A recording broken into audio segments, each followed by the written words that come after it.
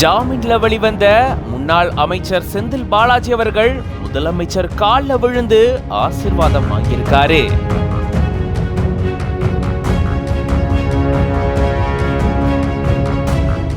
என்னோட உயிர் உங்களோட காலடியில, எப்பயுமே தான் கடமைப்பட்டிருப்பேன் அப்படின்னு ரொம்பவே நெகிழ்ச்சியோட பதிவும் வெளியிட்டிருக்காரு.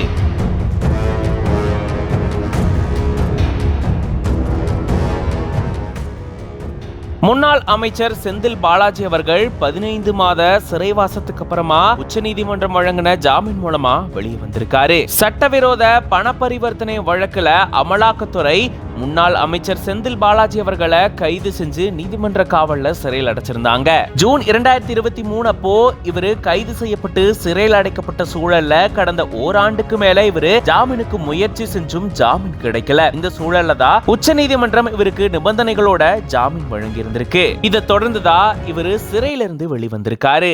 இவரு சிறையிலிருந்து ஜாமீன்ல வெளிவந்ததை திமுகவினர் கொண்டாடிட்டு இருக்காங்க. சென்னையில இருக்கக்கூடிய தன்னுடைய இல்லத்துக்கு போயிருந்திருக்காரு.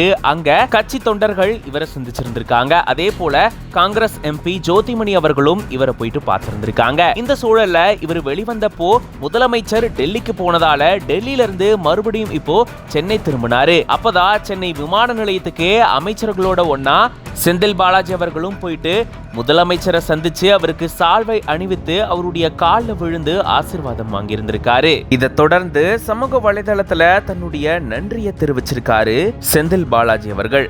ஒவ்வொரு நாளும் நிமிஷமும் நொடியும் உங்களையே நினைச்சிருந்த தலைவரே, தாயுமானவரா தாங்குனீங்க. என்னுடைய உயிர் உங்களுடைய காலடியில சமர்ப்பணம். உங்களோட நம்பிக்கைக்கும் அன்புக்கும் வாழ்நாள் முழுக்க நன்றி கடன் பட்டிருப்பேன் அப்படின்னு பதிவிட்டு இருந்திருக்காரு. இந்த நிலையில தான் செந்தில் பாலாஜி அவர்களுக்கு அமைச்சர் பதவி கிடைக்குமா அப்படின்ற கேள்வி எழுந்திருக்கு. அமைச்சரவையில மாற்றம் ஏற்படலாம் அப்படின்னு சொல்லப்படுது. முன்னாடி செந்தில் பாலாஜி அவர்கள் மின்சாரம் மற்றும் மதுவிலக்கு ஆயத்தீர்வுத்துறையை கவனிச்சுட்டு வந்தாரு. மறுபடியும் அதை இவருக்கு வழங்குவாங்களா அப்படின்ற கேள்வியும் எழுந்திருக்கு.